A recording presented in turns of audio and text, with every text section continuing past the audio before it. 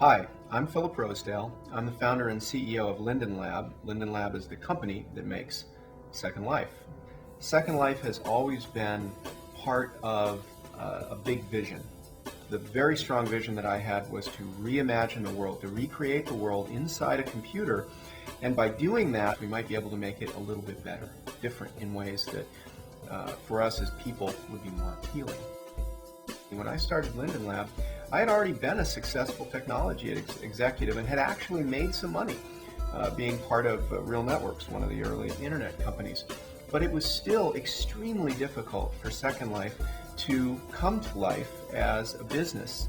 And so even as a visionary with a little bit of money and a lot of experience, I still wasn't able to get Second Life happening in 1999, 2000, until I met Mitch Kapor. The innovation is driven by someone with an idea, in many cases finding someone who believes in that idea. And I think one of the challenges that we face in our modern world is that there are many great ideas, but still relatively few intersections between the people who have those ideas and the people who get excited about them and get behind them. For myself and for Mitch, that was what happened. We found each other. We were lucky enough to find each other through working together at Real Networks and then later sharing ideas about what Second Life could be and could become. And I was very fortunate in that Mitch was both understanding of what we were trying to do and able to financially and time-wise back us as a company, provide me with the mentoring that I needed to become a CEO of what's now a very rapidly growing company. So that, I think, is something that the level playing field is trying to do for a lot of people. Take that idea of intersecting great ideas with the people who can support those ideas and make them work, the thing that happened with Mitch and I, and extending that to a much broader community of people to have access to that same experience, that experience of turning innovation into something. What are the parallels between Second Life and the Level Playing Field Institute?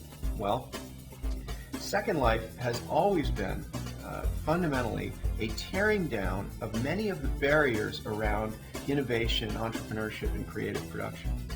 When you go into Second Life and you have a great idea, you find that the cost of putting that great idea into a prototype or showing it to somebody else is a tiny fraction of what that cost would be in the real world. Similarly, when you go in and create an avatar in Second Life, you become someone new. And the only thing that matters in the world of Second Life is how smart you are, how compelling you are, how clever your idea is. So that's something that has always made Second Life so appealing, in that it's an imagination of the world in that way that we often imagine it or would like it to be, but don't find it in reality to be, a place where your intelligence and your creativity is the only thing that matters. Second Life is making that happen, and I think that the Level Playing Field Institute is trying to make that happen in a way that touches real lives and has an effect very similar to what we're trying to do in the virtual world. I think that what we see happening in Second Life today also suggests the kind of future that the Level Playing Field can help to bring into existence.